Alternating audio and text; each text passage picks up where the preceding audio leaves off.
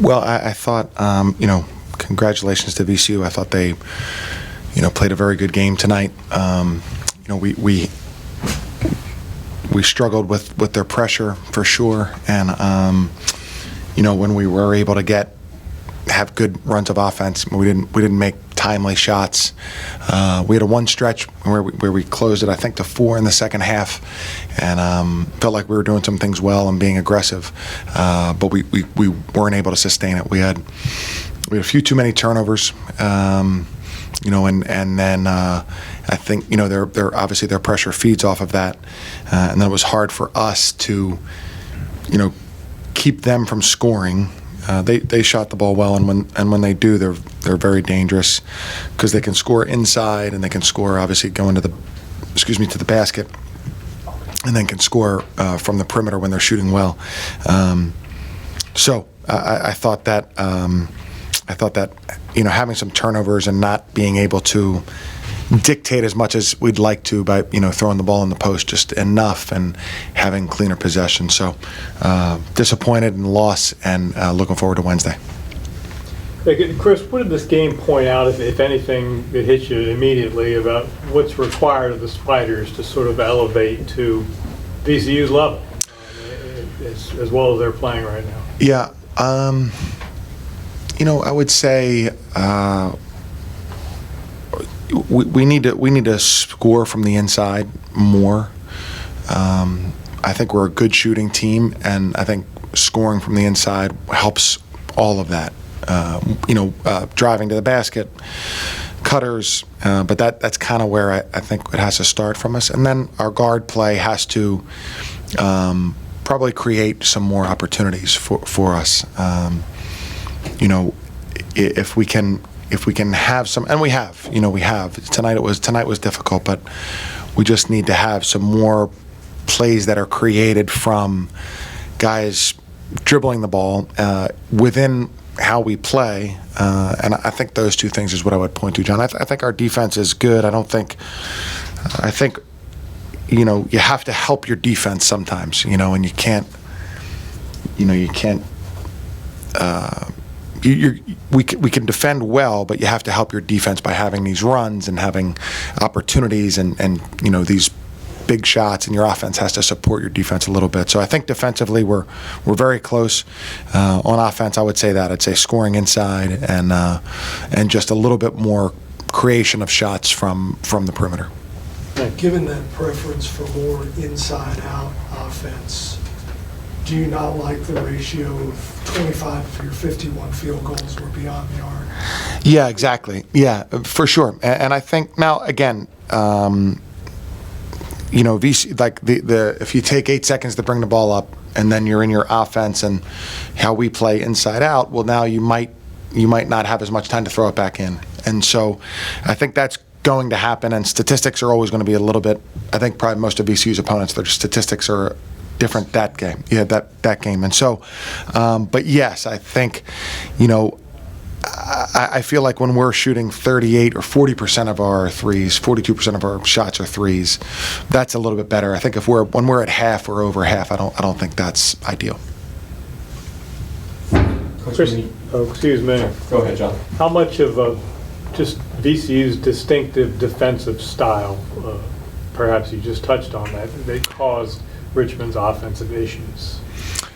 Tonight? Yeah. Yeah, for sure. Definitely. I think we weren't able, we're a very fluid team, and when you have disruptions at any of those points, whether it's in the backcourt because of the pressure, or you have disruptions making it hard for the forward to catch the ball, all of those things add up to us, not being as fluid and recognizing, and therefore being as assertive.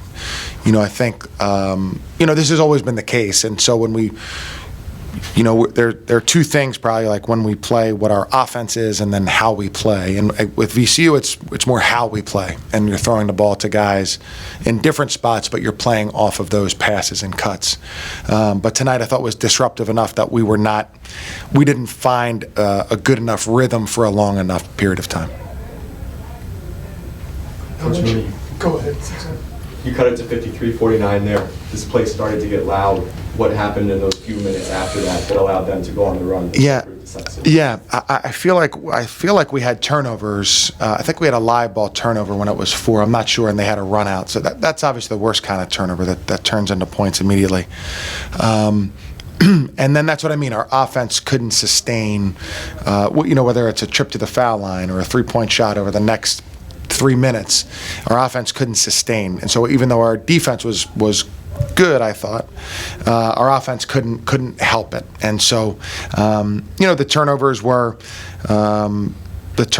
a problem and an issue, and not just in the full quarter or the runouts, but we just not quite good enough offensively, not quite fluid enough, and not quite enough of what we recognize and how we usually try to score.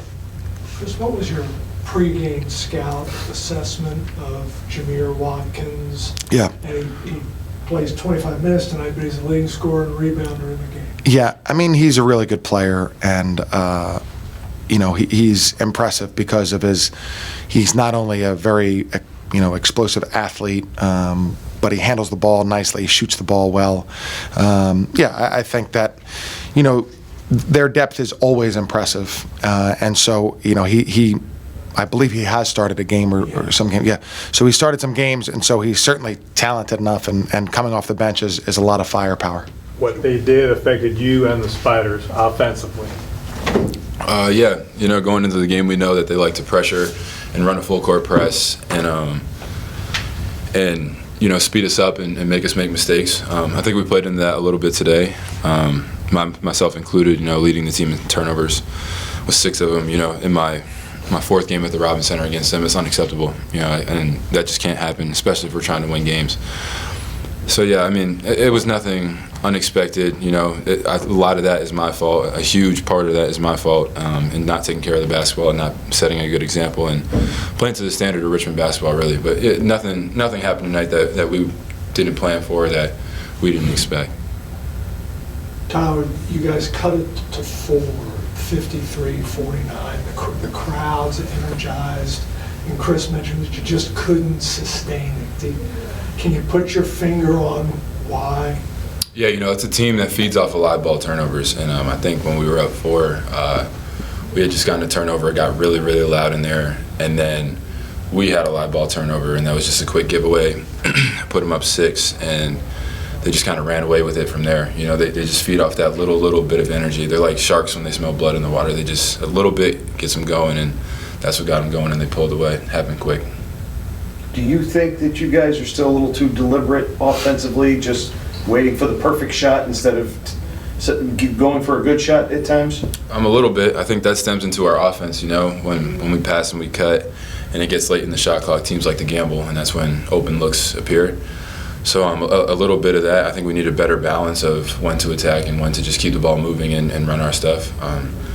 Like I said, a lot of that falls on me over dribbling tonight, 6 turnovers, especially some live ball turnovers that led to points, immediate points. So just for me, I think we need to find a balance between the 2. Is that what you attribute the turnovers to, over dribbling? Yeah, for sure. A lot of that would be over dribbling, just not making the right decisions. Anything else for Tyler, guys? 2 big conference games on the road, UMass and Dayton to follow this. How do you close out January? What's the mindset going into those 2? Yeah, nothing changes when we're trying to win the game. We're trying to win the conference, that none of that changes. It's just all about us staying together right now, not getting too low and then not getting too high when things start going well again.